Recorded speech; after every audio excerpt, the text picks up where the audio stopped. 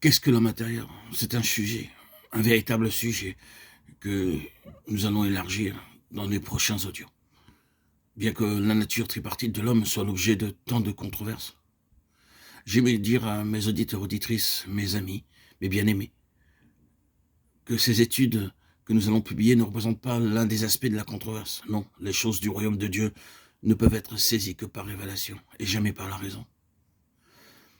J'aimerais donc que ceux qui écouteront ces audios soient réellement désireux de connaître les choses réelles et spirituelles. Je demande donc à chacun d'avoir le cœur bien ouvert à l'esprit de vérité afin qu'ils puissent employer leur esprit pour un élargissement spirituel. Le contenu de tous ces audios représente le résultat d'observations, d'expériences faites parmi les chrétiens dans de nombreuses sphères et durant de nombreuses années plutôt que une étude dédiée sur le sujet lui-même. Tous ces messages que je vais me faire un plaisir de publier et qui ont été écrits par notre cher ami Theodore Austin Spark. J'aimerais que ces messages soient publiés qu'est la prière fervente de l'apôtre. Que le Dieu de notre Seigneur Jésus-Christ, le Père de gloire, vous accorde un esprit de sagesse, de révélation, qui vous apprenne à le connaître et qui illumine les yeux de votre cœur. Éphésiens 1, 17.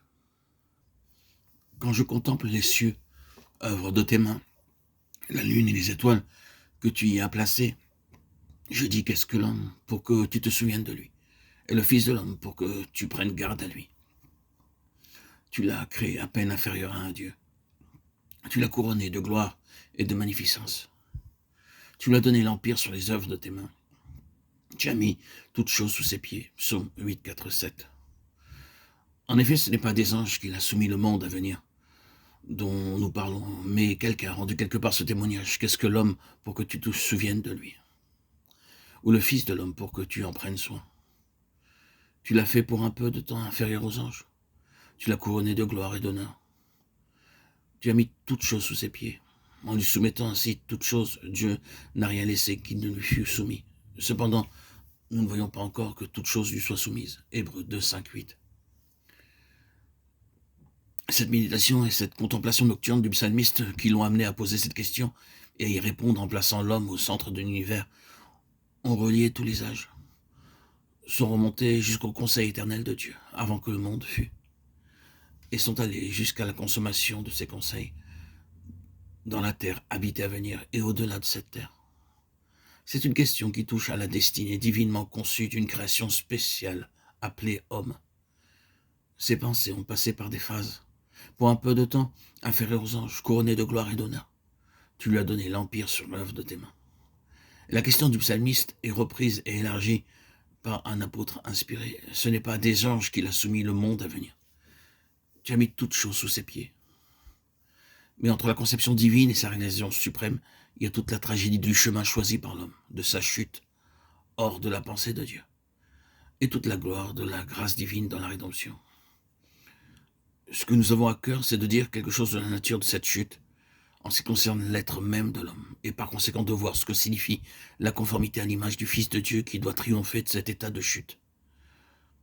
C'est une question de la personne même de l'homme et de la personne qui, seule, peut hériter le royaume de Dieu.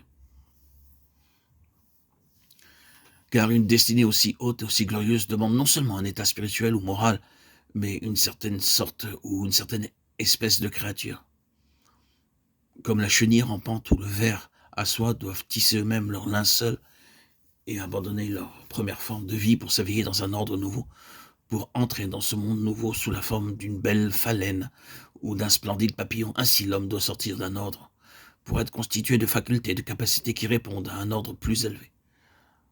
L'homme selon la pensée de Dieu et selon un sens obscur et intangible qu'il a en lui-même a un caractère universel avec des intérêts universels.